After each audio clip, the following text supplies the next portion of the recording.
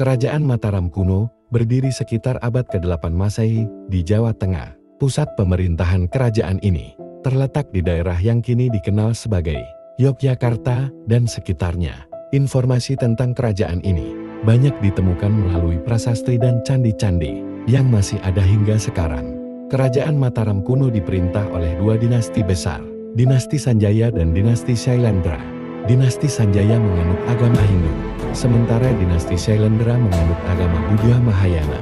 Kedua dinasti ini seringkali hidup berdampingan, meskipun kadang terjadi perebutan kekuasaan.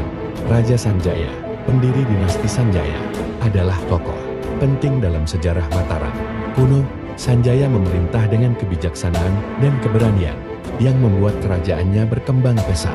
Di sisi lain, Dinasti Shailendra dikenal dengan pembangunan candi-candi megah, termasuk Candi Borobudur, salah satu keajaiban dunia. Kerajaan Mataram kuno mencapai masa kejayaan di bawah pemerintahan Raja Balitung, tahun 898 sampai tahun 910 Masehi dari Dinasti Sanjaya. Pada masa ini, kerajaan ini memperluas kekuasaannya dan meningkatkan kemakmuran ekonominya.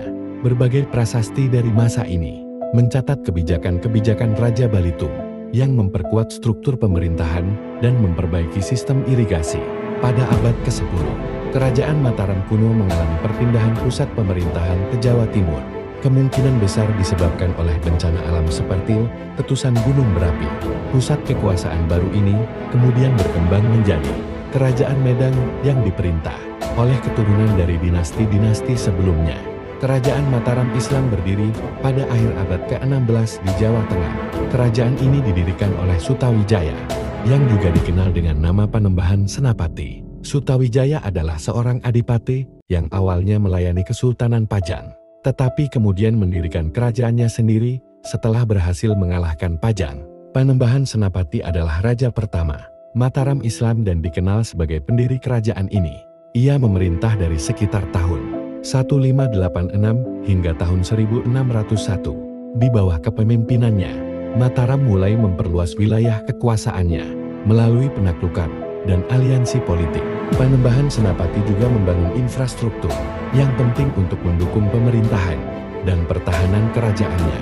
Kerajaan Mataram Islam mencapai puncak kejayaannya di bawah pemerintahan Sultan Agung tahun 1613 sampai tahun 1645.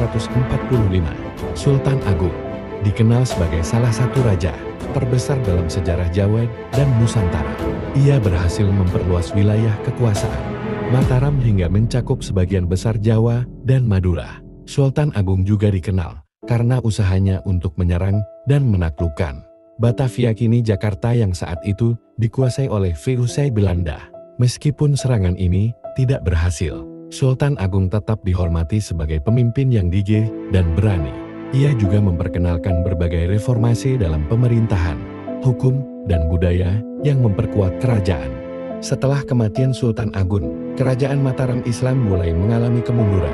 Perebutan kekuasaan di antara para pewaris tahta, konflik internal, dan intervensi VOC memperlemah kerajaan ini. Pada abad ke-18, Mataram terpecah menjadi beberapa kerajaan kecil, termasuk Kasunanan Surakarta dan Kasultanan Yogyakarta. Sebagai hasil dari perjanjian Giyanti tahun 1755 dan perjanjian Salatiga tahun 1757, meskipun telah runtuh warisan kerajaan, Mataram tetap hidup dalam budaya dan sejarah Jawa. Banyak peninggalan arkeologis dari Mataram kuno, seperti candi-candi dan prasasti, masih ada dan menjadi saksi bisu kejayaan masa lalu. Tradisi, seni, dan sastra dari era Mataram juga terus dihargai dan dipelajari hingga hari ini.